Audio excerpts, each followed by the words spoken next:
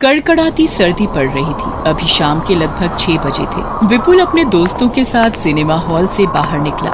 क्या हुआ विपुल, रुक क्यों गए? अरे यार, जूतों में मिट्टी लग गई है। आज जरा वो सामने पॉलिश वाला बैठा है, उससे जूते पॉलिश करवा लेता हूँ। ए पॉलिश वाले, मेरे जूतों पर मिट्टी लग गई है, जरा अच्छे से चमका देना। लाओ बेटा, मैं अच्छे से पॉलिश कर दूंगा। एक सेकंड, ये बेटा किसे बोला है? तुम जूते चप्पल ठीक करने वाले भी रिश्तेदार बनकर ज्यादा पैसे ऐंठने की सोचते हो। जल्दी से पॉलिश कर दो। वैसे यार रोहित, सामने गर्मा गर्म भुट्टे का ठेला देखकर मुंह में पानी आ रहा है यार। ये कड़ाके की सर्दियों का अलग ही मजा है ना। बढ़िया बढ़िया स्वेटर और जैकेट पहनो।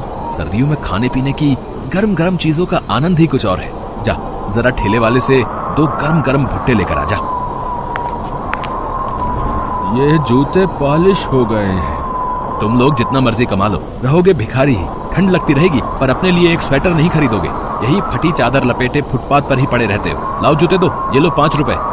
5 रुपए? पर इन जूते पॉलिश के तो 20 रुपए हुए। आपने डबल पॉलिश लगाने को बोला था। दिमाग खराब है क्या है? 20 रुपए? 2 रुपल्ली की तेरी पॉलिश की डिब्बी नहीं है और 20 रुपए मांग रहा है। ये 5 रुपए रखने हैं या ये भी वापस जेब में डाल लूं? बेचारा बूढ़ा मोची क्या कहता, चुपचाप 5 रुपए रख लेता है, क्योंकि उसे अपने परिवार का गुजारा करना था और उसके लिए उस 5 रुपए की बहुत बड़ी कीमत थी। विपुल अपने दोस्त के साथ गाड़ी में बैठकर चला जाता है। वो एक अमीर लड़का था। उसके दिल में किसी गरीब के लिए दया नहीं थी। उस बूढ़े मोची का नाम रामेश्वर था। वो अपने घर पहुँचता है।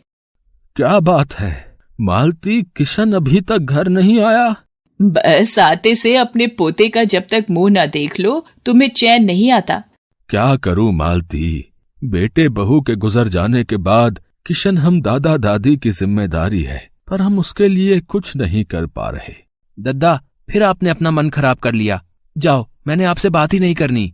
किशन, अरे तू नाराज क्यों होता है? अच्छा ले, मैं मन नहीं खराब कर रहा। आजा, दोनों साथ में रोटी खाते हैं। दद्दा, अब तो मैं 12वीं पास कर चुका हूँ। अब तो मैं भी कुछ वक्त में नौकरी करना शुरू कर दूंगा, फिर हमें कोई चिंता नहीं रहेगी। बस तू पढ़ लिख जाए और तू जीवन में कुछ बन जाए, हमारी तो यही इच्छा है बेटे। दद्दा, मैंने वो ओबीसी का फॉर्म जमा किया था ना, उसके आधार पर मुझे एक कॉलेज में दाखिला मिल गया है। ये तो बहुत अच्छी बात है बेटा, मैं तेरे लिए बहुत खुश हूँ। अगले दिन किशन कॉलेज पहुंचता है। उसका ओबीसी के तहत अच्छे कॉलेज में नाम आ जाता है। विपुल भी उसी कॉलेज में पढ़ता था। यार विपुल, आज ठंड कुछ ज्यादा नहीं हो गई है? तेरा ओवरकोट तो बहुत बढ़िया लग रहा है। बढ़िया कैसे नहीं होगा, डैडी विदेश से लाए। यहाँ के हिसाब से पूरे 50,000 का ओवरकोट है। ओए, अंधा है क्या? है दिखाई नहीं देता? सारी कॉफी मेरे कोट पर गिरा दी, तू नहीं बचेगा। जी मेरी गलती नहीं है, वो कुछ बच्चे अचानक से बास्केटबॉल लेकर भाग रहे थे, वो टकराए तो आप पर गिर गई। देहाती गवार लड़के, तुझे पहले तो इस कॉलेज में नहीं देखा? अरे विपुल, ये कुछ गरीब बच्चों को जो हमारे स्कूल में हर साल दाखिला मिल जाता ना, ये उन्हीं में से एक है। अच्छा, गरीब वर्ग के लोग जिन पर कॉलेज दया करके एडमिशन दे देता है। शायद इसने कभी ओवरकोट तो क्या, एक ढंग का स्वेटर भी नहीं पहना होगा। स्वेटर में एयर कंडीशनर भी लगा रखा है। इसके स्वेटर में ये छेद देख, ये इसीलिए बने। स्वेटर में छेद वाला डिजाइन तो पहली बार देखा है। चल यार रोहित, कैंटीन से टमाटर सूप पीने चलते हैं। गरम गरम टमाटर सूप का अलग ही मजा है ठंड के दिनों में। चल। किशन क्लास में आ जाता है। वो विपुल की बातों पर ध्यान नहीं देता। एक दिन किशन कॉलेज से घर की ओर जा रहा था, तभी उसने देखा विपुल किसी लड़के की पिटाई कर रहा है। तेरी हिम्मत कैसे हुई अपना अमरूद का ठेला मेरी गाड़ी के आगे से निकालने की? तुझे पता है मैं कौन हूँ? मेरे डैडी एक जाने माने बिजनेसमैन है। अगर मैं चाहूँ तो तेरी रोजी रोटी अभी बंद करवा सकता हूँ, फिर भूखा मरना। भैया, वो सड़क पर जाम है, इसलिए ऑटो वाला तेजी से निकल रहा था आगे। मैं तो बस उसे जगह दे रहा था। मैंने जानबूझकर आपकी गाड़ी के आगे ठेला नहीं किया। एक तो गलती करता है, ऊपर से जुबान लड़ाता है?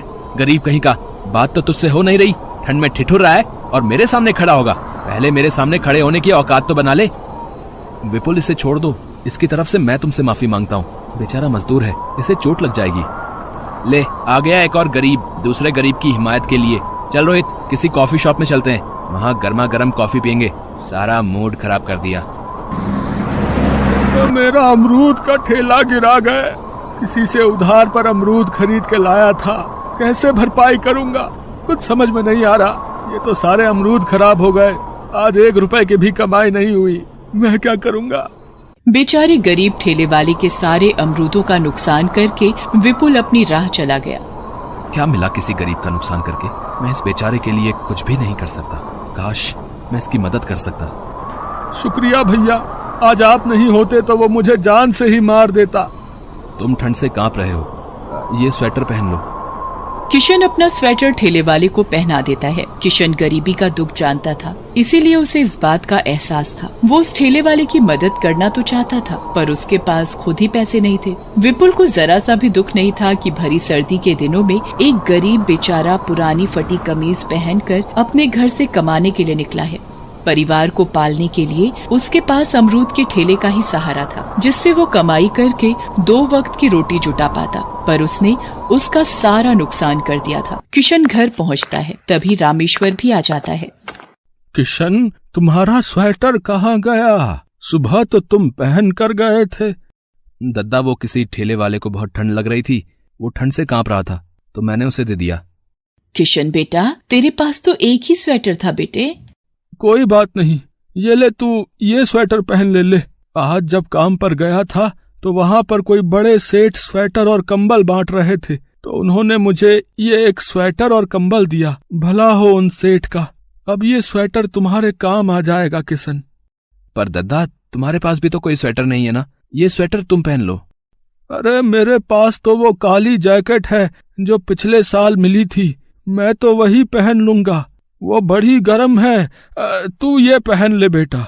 रामेश्वर को स्वेटर और कंबल मिलना इत्तेफाक नहीं था। बहुत लोग होते हैं जो मदद के लिए सदैव आगे रहते हैं, और ये अच्छी कोशिश है कि किसी को ठंड में कंबल और स्वेटर बांटना बहुत ही पुण्य की बात है। किशन ने गरीब ठेले वाले को स्वेटर दिया और बदले में भगवान ने सेठ के रूप में पहुंचकर रामेश्वर को एक नया स्वेटर दे दिया। अगले दिन जब किशन कॉलेज पहुंचता है, डॉक्टर ने बताया है विपुल को ठंड लग गई है और जिसकी वजह से उसकी तबीयत ज्यादा बिगड़ गई है और अगले 10 दिन बाद फाइनल एग्जाम शुरू हो रहे हैं। कितनी भयंकर ठंड पड़ रही है, क्या जरूरत थी इसे रात भर पार्टी में रहने की। ठंडी हवाओं से बीमार पड़ गया ना, और ये तो यहाँ दिल्ली में अकेला ही रहता है, इसके मम्मी पापा तो राजस्थान रहते हैं। अरे विपुल को ठंड लग गई है और वो अकेला रहता है, मुझे उसकी मदद के लिए जाना चाहिए। रोहित, क्या तुम मुझे विपुल के घर ले जा सकते हो? किशन रोहित के साथ विपुल के घर जाता है। विपुल की हालत बहुत खराब थी, वो उठ भी नहीं पा रहा था। उसे बुरी वाली ठंड लगी हुई थी, खांसी, जुकाम, बुखार, सिर में दर्द और आंखें लाल हो रही थी। रोहित, किशन, तुम दोनों किशन ने कहा कि वो तुमसे मिलना चाहता है, इसलिए मैं इसे लेकर आया हूँ। विपुल, तुम आराम करो, मैं तुम्हारे लिए तुलसी अदरक वाली चाय बना लाता हूँ, और हर 1 घंटे में तुम्हें भाप भी लेनी होगी ताकि ठंड तुम्हारे शरीर से बाहर आ सके। ये अदरक और तुलसी वाली चाय पीकर तो शरीर को बहुत आराम मिला है किशन।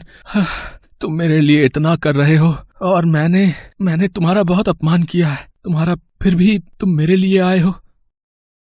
बस ज्यादा मत बोलो और सोने की कोशिश करो, तब तक मैं तुम्हारे लिए गरम गरम खिचड़ी तैयार करता हूँ।